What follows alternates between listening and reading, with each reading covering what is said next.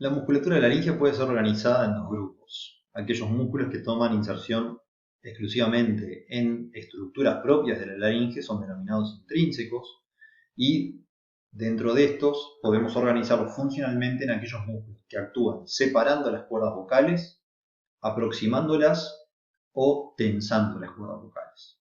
Por otro lado tenemos los músculos extrínsecos, músculos que toman inserción en un cartílago de la laringe y su otra inserción se realiza por fuera, en estructuras óseas extralaringias. Estos músculos nuevamente se pueden realizar en dos grandes grupos en vistas a su función. Son los músculos elevadores de la laringe y los músculos depresores de la laringe, estando estos músculos, como vamos a ver, asociados al aparato ioideo.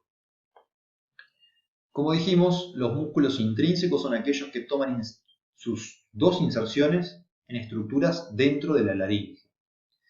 Son numerosos y, según su función, existen aquellos músculos constrictores de la glotis, como por ejemplo el crico aritenoideo lateral, el músculo interaritenoideo. Existe un solo músculo dilatador de la glotis, lo cual es fundamental, ya que la glotis debe estar dilatada, es decir, las cuerdas vocales deben estar separadas durante la respiración, justamente para que el aire pueda fluir a través del plano glótico. Dicho sea de paso, recordamos que el plano glótico es el sitio más estrecho de la gran vía aérea en el adulto. El único músculo, entonces, que realiza esta función de separar las cuerdas vocales es el crico aritenoideo posterior. Por otro lado, tenemos un solo músculo que tensa las cuerdas vocales, que es el músculo cricotiroideo, el músculo representado con el número 5, y el músculo que regula el tono de la voz o el tono de la cuerda vocal es el músculo tiroaritenoideo. En esta imagen de izquierda podemos ver la clásica relación de antagonismo que existe entre el músculo cricoaritenoideo lateral y cricoaritenoideo posterior. Por un lado, el músculo cricoaritenoideo posterior, insertándose en la apófisis muscular del aritenoides, desplaza la misma hacia la línea media. Esto genera un movimiento de la apófisis vocal del cartílago aritenoides en situación lateral, abriendo y separando la hendidura glótica. Por otro lado, el músculo cricoaritenoideo lateral genera la función opuesta, cincha de la apófisis muscular hacia afuera y esto genera un desplazamiento hacia la línea media de la apófisis vocal y de esta forma se juntan las cuerdas vocales. Estas dos funciones, si bien son antagónicas, también tienen cierta relación de sinergismo, tanto durante la respiración como durante la fonación. Debemos recordar que en fonación se tiene que producir esto, donde las cuerdas vocales deben estar juntas para que el aire que viene desde la tráquea genere la vibración de la mucosa de las cuerdas vocales, mientras que por otro lado, durante la respiración, durante la ventilación, las cuerdas vocales necesariamente deben estar separadas para que el aire pueda pasar a través de la hendidura glótica.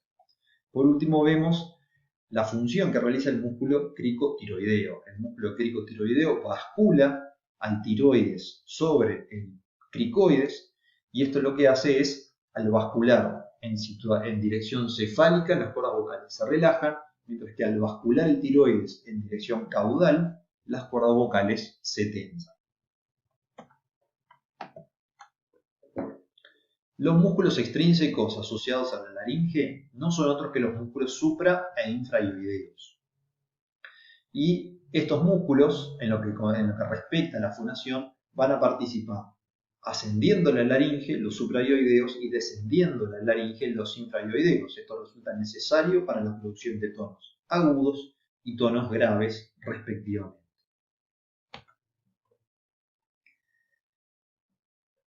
Desde un punto de vista de su configuración interna, la laringe se puede dividir en tres grandes pisos o tres grandes sectores, partiendo del piso de referencia, que es el plano glótico, que se ubica trazando dos planos imaginarios por encima, inmediatamente por debajo de las cuerdas vocales. Es que identificamos a la supraglotis, que está integrada por la epiglotis, los aritenoides, los repliegues aritenoepiglóticos, las bandas vocales las bandas ventriculares o cuerdas vocales falsas, y este divertículo, fondo de saco que existe en la laringe, denominado ventrículo laríngeo o ventrículo de Morgane. Por otro lado, tenemos a la subglotis, que es un sector relativamente estrecho de la laringe, que se extiende desde la cara inferior o la cara subglótica de las cuerdas vocales hasta el borde inferior del cartílago cricoides. La importancia de la subglotis es que representa el sitio más estrecho de la gran vía aérea en el niño, mientras que recordamos el plano glótico como el sitio más estrecho de la gran vía aérea en el adulto. Ya nombramos varias veces a la glotis, pero nunca la definimos hasta este punto. La glotis, por definición, es el espacio que queda comprendido entre las cuerdas vocales, por ende no es una estructura anatómica en sí misma. Sin embargo, funcionalmente se reconocen dos grandes sectores. La glotis membranosa, que corresponde a los 2/3 anteriores de la hendidura glótica, y esta corresponde a la glotis vocal, la glotis fonatoria, es decir, el sitio donde el aire va a transitar y va a interactuar con la mucosa de las cuerdas vocales durante la fonación. Sin embargo, el tercio posterior, que es un sector más rígido, más cartilaginoso de la glotis, intercartilaginosa justamente porque corresponde al espacio comprendido entre las apófisis vocales de los aritenoides, es la glotis respiratoria y es el sitio por donde mayoritariamente circula el aire que inspiramos y expiramos. En la imagen de la derecha vemos la clásica imagen de la glotis en un corte transversal. Por ser un cadáver y por la rigidez cadavérica, las cuerdas vocales están aproximadas. Sin embargo, en el vivo, la imagen de la glotis en un corte transversal tiene esta característica forma de cerradura, diferenciándose muy bien de lo que es la subglotis con su característica forma más ovalada o redondeada, y la supraglotis con una forma mucho más irregular por la cantidad de estructuras que en ella se encuentran. Pasamos entonces un poco de correlación anátomo-imagenológica, viendo distintos cortes de laringe y su correlación con la imagenología. Partimos entonces de un corte transversal de la laringe que pasa por el pie de la epiglotis. Acá reconocemos el cartílago tiroides, ¿sí? Y vemos en la imagen de la izquierda un corte tomográfico que pasa por el mismo nivel. Y vean cómo la luz de la supraglotis, como les mencionaba, es irregular justamente por la presencia del pie de la epiglotis, de los repliegues aritenoepiglóticos y de la presencia de los senos piriformes. Los senos piriformes son dos divertículos de la hipofaringe que conducen hacia la boca del esófago. A nivel del plano glótico, como les mencionaba, nuevamente tenemos el cartílago tiroides delante, el cartílago cricoides por detrás, la musculatura de las cuerdas vocales y la hendidura glótica con esta forma característica. Vemos en la imagen de la izquierda que si bien la forma no es exactamente igual, vemos como una forma, vemos la forma de la luz ausada en relación, como vamos a ver, a la subglotis. A nivel de la glotis, con las cuerdas cerradas, ¿sí? No vemos luz porque las cuerdas están en contacto a través de su borde libre. Vemos el cartílago tiroides, la glotis prácticamente inexistente, las cuerdas vocales y los espacios paraglóticos y los cartílagos aritenoides de un lado y del otro. A nivel subglótico, como les decía, la luz es ovalada y se ve claramente tanto en el preparado cadavérico como en la imagen tomográfica. Recuerden que la luz de la subglotis corresponde a la luz del anillo cricoideo, que nuevamente recordamos es la única pieza cartilaginosa totalmente cerrada con forma de anillo. El control nervioso de la fonación comienza en la corteza cerebral. Y es así que en la corteza cerebral identificamos numerosas áreas cerebrales relacionadas con la fonación y cómo estas áreas se encuentran interconectadas. Vemos cómo existe un feedback y intercambio de información entre el área auditiva primaria, el área de Wernicke, el área de Broca, y cómo estas áreas envían información hacia la corteza motora primaria donde está la representación de la laringe. Una vez que se activa el área motora primaria, esta información llega por la vía córtico-nuclear, hasta el núcleo ambiguo, que es uno de los núcleos motores del 10º par craneano relacionado justamente con la motilidad laríngea. Vemos que a su vez el núcleo ambiguo recibe información del núcleo del tracto solitario, que es el núcleo sensitivo del nervio vago y que a su vez envía información hacia centros superiores, como por ejemplo información sobre la sensibilidad laríngea.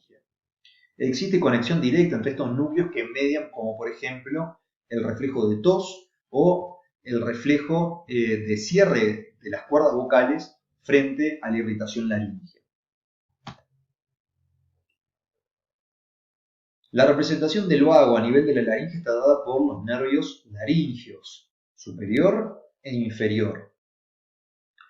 La inervación sensitiva está repartida entre los dos nervios y se puede decir que su territorio de inervación va aproximadamente hasta el plano glótico. Es decir, la supraglotis está inervada desde el punto de vista sensitivo por el nervio laringeo superior, que lo vemos en este esquema, nervio laringeo superior, rama interna y la rama externa, que es el único sector con componente motor del laringeo superior para la inervación del músculo cricotiroideo.